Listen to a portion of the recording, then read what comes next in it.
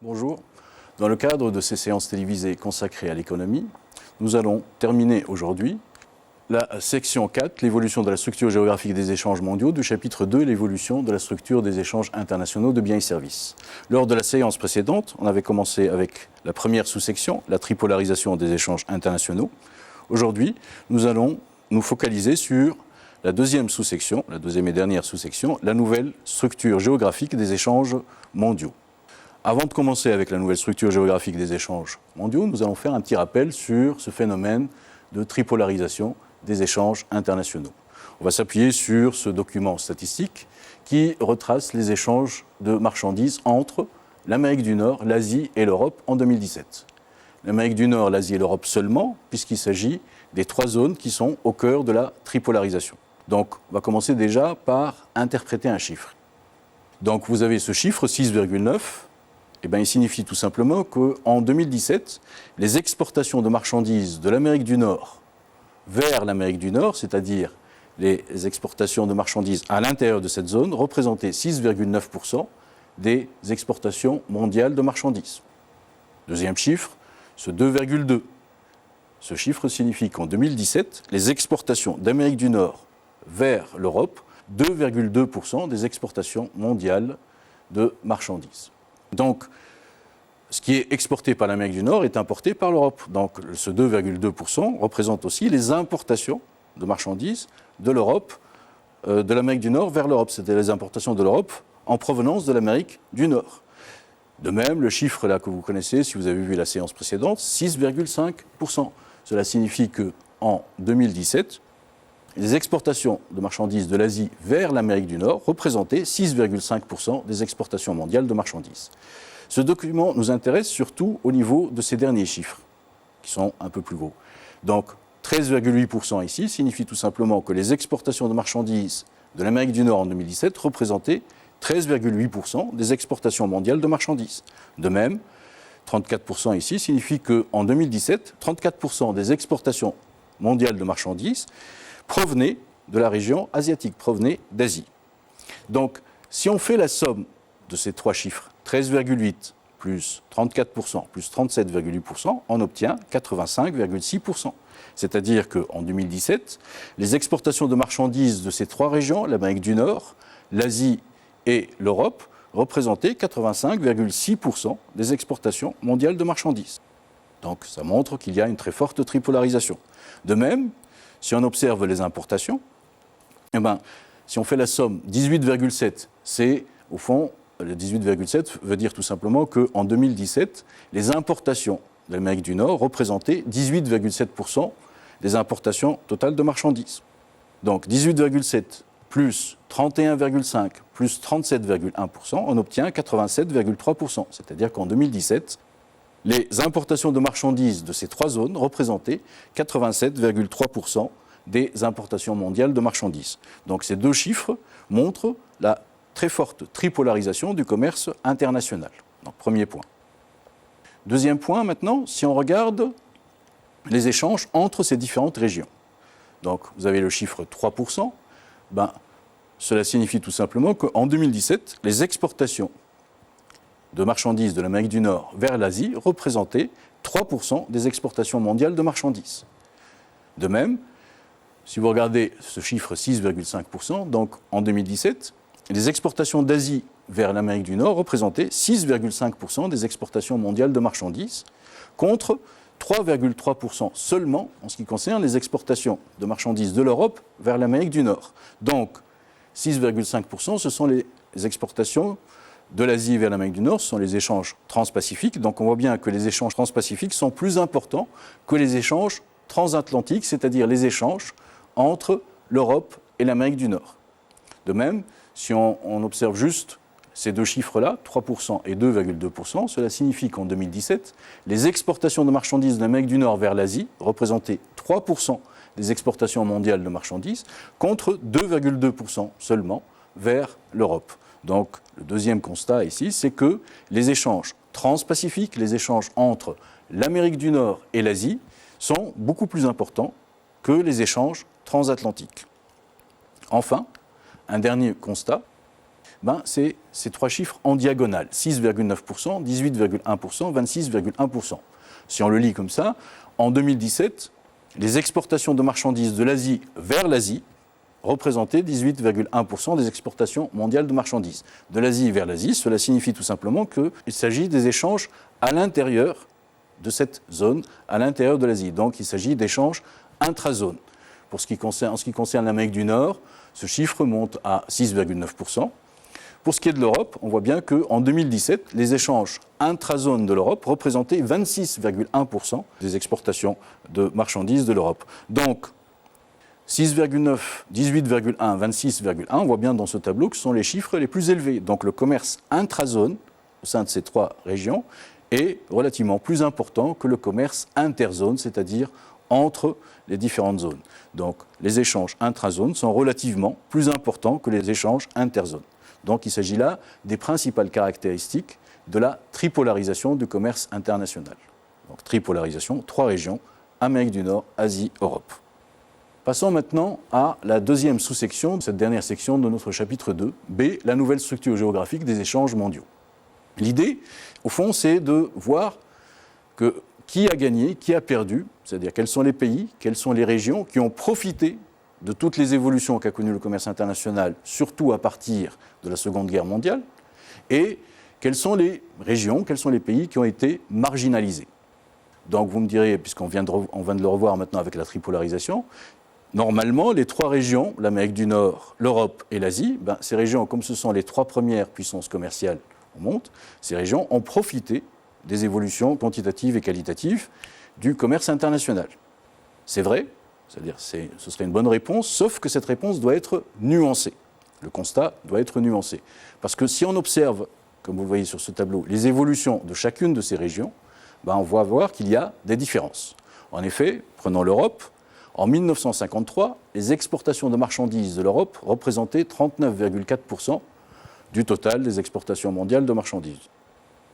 En 2017, ce chiffre se situe à 37,8%. Donc il y a une relative stabilité du poids de la part de l'Europe en ce qui concerne les exportations de marchandises. Par contre, si on observe maintenant l'Asie, si on se penche, c'est le mot, sur le cas de l'Asie, en 1953, les exportations de marchandises de l'Asie ne représentaient que 13,4% des exportations mondiales de marchandises, contre 34% en 2017. Donc on voit qu'il y a une très très forte progression du poids de l'Asie entre 1953 et 2017, puisqu'il y a une augmentation de plus de 20 points entre 1953 et 2017. Cette très forte progression s'est faite aux dépens de l'Amérique du Nord. En effet, le poids de l'Amérique du Nord a fortement baissé entre 1953 et 2017, le poids de l'Amérique du Nord dans le commerce international, puisqu'en 1953, les exportations de marchandises de l'Amérique du Nord représentaient 24,8% des exportations mondiales de marchandises, contre 13,8% seulement, j'allais dire, en 2017. Donc il y a une baisse de 11 points de la part de l'Amérique du Nord. Pour les autres régions, on voit bien que en ce qui concerne l'Amérique du Sud, l'Amérique centrale et Caraïbes, le poids de cette région a baissé de 9,7% à 3,4%. Donc il y a une baisse de la part de l'Amérique du Sud, de l'Amérique centrale et Caraïbes. Enfin, en ce qui concerne l'Afrique, on observe une marginalisation croissante, puisque en 1953 déjà, le poids de l'Afrique n'était pas très important, puisque les exportations de marchandises de l'Afrique représentaient 6,5% des exportations mondiales de marchandises. Mais en 2017, la situation s'est aggravée, donc il y a une baisse de ce poids à 2,4%, c'est-à-dire il y a une baisse de 4,1 points entre 1953 et 2017. Tout notre continent, les marchandises, c'est-à-dire les exportations de marchandises de notre continent, ne représentent plus en 2017, ou ne représentaient plus en 2017 que 2,4% des exportations mondiales de marchandises. Donc on voit bien que lorsqu'on parle d'évolution, lorsqu'on parle de pays ou de régions qui ont profité ou qui ont été marginalisés, les trois premières puissances commerciales au monde ont bien sûr profité des évolutions du commerce international, mais à des degrés divers. C'est-à-dire que pour ce qui est de l'Europe et l'Asie, il n'y a pas de problème, surtout l'Asie, sa part a très fortement augmenté. Par contre, en ce qui concerne l'Amérique du Nord, c'est toujours une puissance commerciale, mais elle est passée d'abord de la deuxième à la troisième place, mais surtout, son poids a quand même fortement baissé. Donc voilà lorsqu'on parle de ces régions. Maintenant, ce que nous allons voir, c'est par rapport aux pays. C'est-à-dire qu'on va se poser la même question. Quels sont les pays qui ont profité de toutes ces évolutions? Quels sont les pays qui, au contraire, ont été marginalisés par toutes ces évolutions?